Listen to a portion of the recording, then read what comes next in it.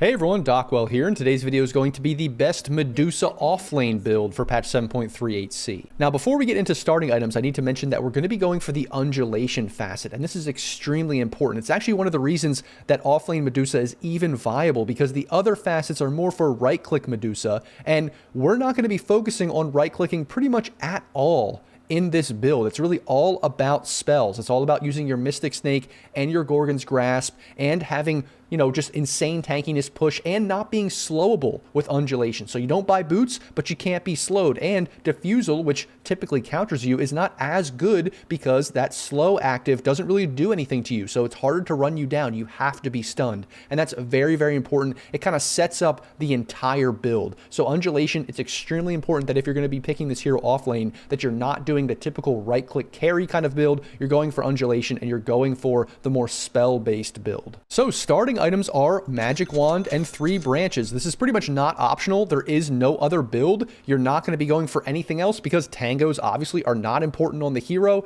and we really want that wand. That's great early for that extra sustain for our mana, and then just having those stats is great as well. And we're not going to be building into boots or anything like that, so then we can just go straight in for null talismans. 2 of them is fine. You can go for 1. You could opt for only 1. That is a possibility, but 2 nulls is just so good because then we can have these for a very long time in our inventory and then eventually replace the branches with a Kaya and then eventually finishing the Meteor Hammer. And this is what your inventory is going to look like every single game at the beginning of the game. And like I said, I would even opt for going back for a null talisman if for some reason I wanted to rush the Meteor Hammer, because this is going to be very, very good for pushing towers, for pushing the safe lane tower that you're against, and then rotating through the entire map and pushing every tower. And it's very, very hard to deal with you because you're super tanky. You're maxing out your Mystic Snake and your Gorgon's Grasp, which you'll take a look at in a minute. So you have a ton of control, you have a ton of mana regen, and you're just running around unslowable using Meteor Hammer on all the towers, and there's almost nothing that the enemy can do to you at that point in the game. So that's why it's very important to have this inventory every single game, pretty much no matter what. Then core items, it's pretty much not optional that we're going to be going for Rod of Atos next. This is pretty much every single game we're going to be getting this, and then finishing it out to Gleipnir every single game as well. This is really not optional. You're going to have this as your inventory every single game and then probably get Ag's Shard. And now here is where the build can kind of deviate. If you feel like you just want more control, you don't really need anything else other than just having your spells off cooldown, you can go right for an Octarine Core. But honestly, this is a little bit more like you're having an insane game. The game is almost already over and you just want to go with this for extra tankiness and just to use your spells more, and so you guys are already dominating. If it's a little bit more fuzzy, then instead of going straight for the Octarine Core, you can go into these late game items, specifically Radiance, to just amp up your farm a little bit, maybe transition into later game items a little bit more easily. And because you're so tanky and you're just standing in the fight using all this magic damage, using all these abilities, controlling people and such, having the Radiance can be very, very good. But obviously these days there's a lot of Radiance buyers that are pretty popular, so if someone else already has Radiance on your team, obviously don't buy it then, but it is a consideration that you can go back for. And then you probably want to finish out the Octarine Core and then go into the super late game items after you have an inventory that looks something like this. And now going into the late game, this is when we're finally going to be replacing our null talismans. I mean, maybe you could sell one and keep your wand. That is definitely an option, but regardless, this is where we get into things like Scythe. I definitely think this is the main super late game item that you want, other than obviously Octarine Core or Radiance. But once you get into that ultra late game, you don't really know what else to buy, just go Scythe. It's great for control, gives you extra mana. It's exactly what you want. Then we can go for Arcane Blink. This is great because at this point in the game, now it's like 50 minutes or so. It's super late. We already have a ton of farm. Well, it's kind of a problem that we're capped out at this movement speed and we don't really have any mobility. So this isn't an issue if we're pushing high ground or we're defending high ground, but if there's any kind of stuff happening on the map, it can feel a little bit awkward not to have Blink. So going for that Arcane Blink can be very, very beneficial at this point. But I still wouldn't really buy Blink much earlier than any of these items because they are so much more valuable on what the hero wants to do. It's like Blink and then into Arcane Blink is more of a late game item.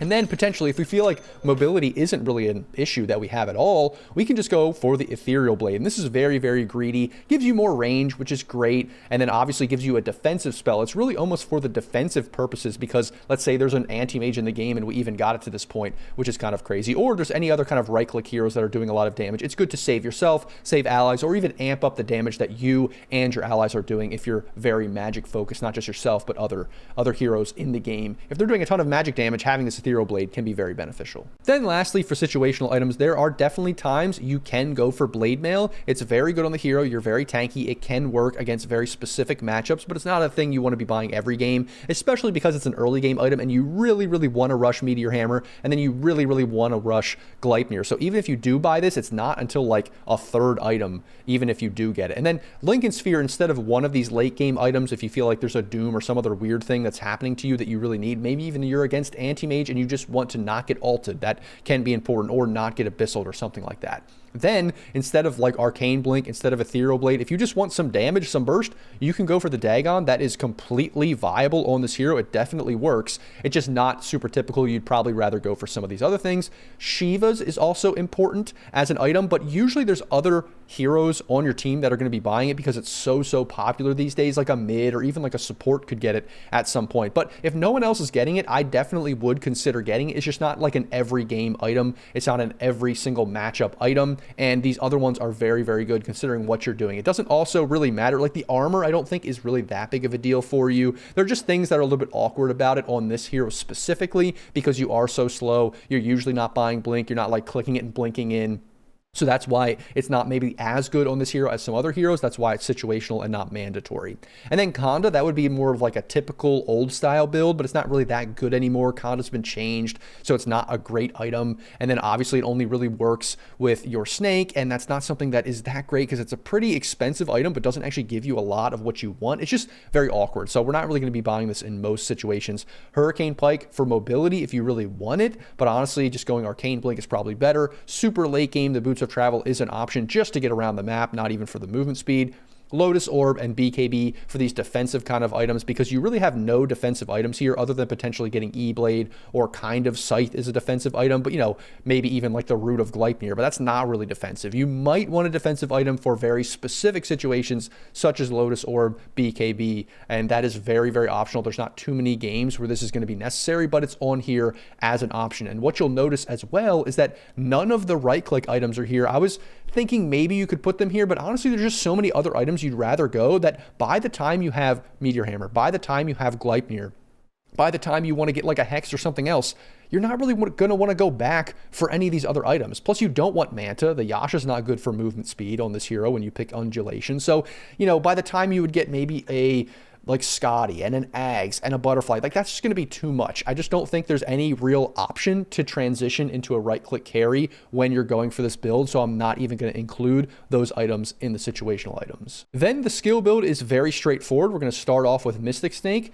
then Gorgon's Grasp, and then just alternate between the two until basically they're maxed out. Obviously getting your Stone Gaze whenever you can. It is important not to just save the skill point because this is another form of lockdown. It's not just that you will escape like you usually can as, you know, a carry, but the other thing is you don't really care about this spell. As a carry, you might want to use that spell to like put an extra point in Split Shot or an extra point in Gorgon's Grasp or something like this, but that's not really a consideration. Like we're only going for 2 spells here. We're not even getting Split Shot at all. We're getting stats over Split Shot. So that's why it's not really that important to be going for or skipping the Stone Gaze. You pretty much just want to get it every single time. And again, you don't go Split Shot ever. You just don't level it. You get all of your points in attributes before you get Split Shot. So just keep that in mind. Like this is just not something that you ever really need, and you don't want to be leveling it until you almost like basically have to. And even then, it's kind of pointless because we're actually farming with Snake, with Gorgon's Grasp, with our Meteor Hammer. This is how we're farming. And then eventually, if we feel like we need more farm, we're going for Radiance. We're not going for Split Shot because we're not going right-click items.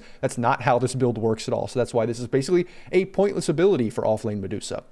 And then for talents, we have the Gorgon's Grasp one because we're going for Snake and Gorgon's Grasp talents, obviously. Then Mystic Snake cooldown, Mystic Snake bounces. And then lastly, we do want to go for the intelligence. The +1 Gorgon's Grasp of Volley can be okay, but just having that extra tankiness later is just going to be very, very good. Although it's not like completely unheard of to go for this on the offlane build, it's not really something we want to be doing too much. And then obviously we're going to be maxing stats before we ever get the split shot, you know, ability. Like, we can get this later, but we're not going to get it till super, super late. And then, you know, when we're getting it around 23, 24, whatever, and then finally we get the other talents, that's when we're going to get it. And even then, we're not going to be activating it pretty much at all. So that's the skill build on Medusa for the offlane. And that, everyone, is the Medusa offlane build for patch 7.38c. As always, guys, if you like the video, don't forget to like, comment, and subscribe. Thanks for watching, and I'll see you in the next video.